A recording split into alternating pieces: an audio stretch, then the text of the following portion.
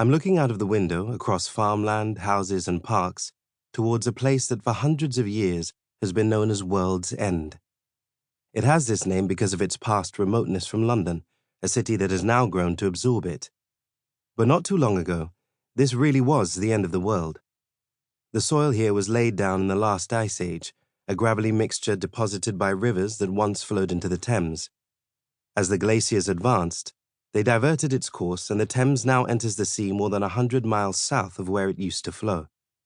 From the ridged hills, clay crumpled by the weight of ice, it is possible, just about, to mentally strip away the hedgerows, the gardens, the street lamps, and imagine another land, a cold world on the edge of an ice sheet extending hundreds of miles away. Below the icy gravel lies the London clay, in which even older residents of this land are preserved. Crocodiles, sea turtles, and early relatives of horses. The landscape in which they lived was filled with forests of mangrove palm and pawpaw, and waters rich in seagrass and giant lily pads, a warm, tropical paradise. The worlds of the past can sometimes seem unimaginably distant. The geological history of the Earth stretches back about 4.5 billion years. Life has existed on this planet for about 4 billion years, and life larger than single-celled organisms for perhaps 2 billion years. The landscapes that have existed over geological time, revealed by the paleontological record, are varied and, at times, quite other to the world of today. The Scottish geologist and writer Hugh Miller, musing on the length of geological time, said that all the years of human history do not extend into the yesterday of the globe, far less touch the myriads of ages spread out beyond. That yesterday is certainly long.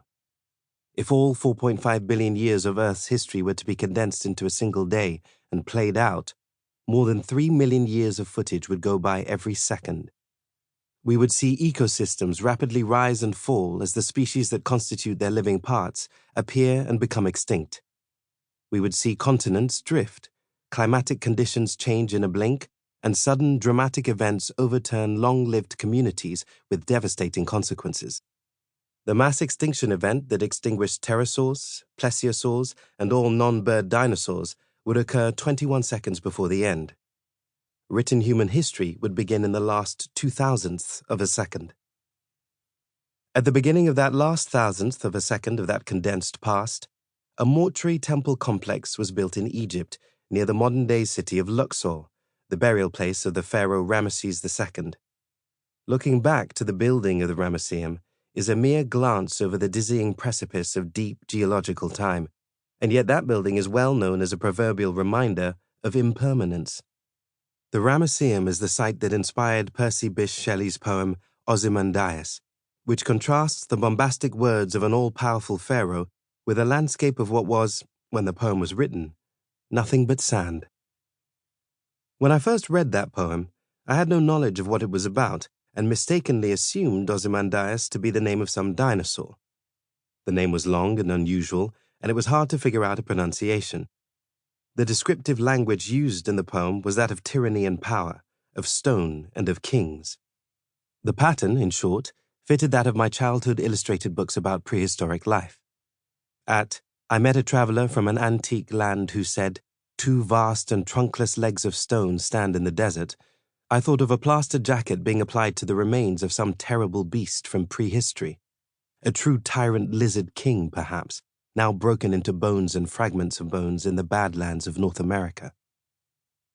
Not all that is broken is lost.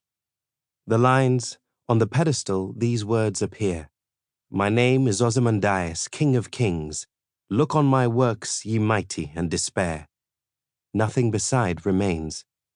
Might be seen as time having the last laugh over a self-important ruler, but the world of that pharaoh has been remembered.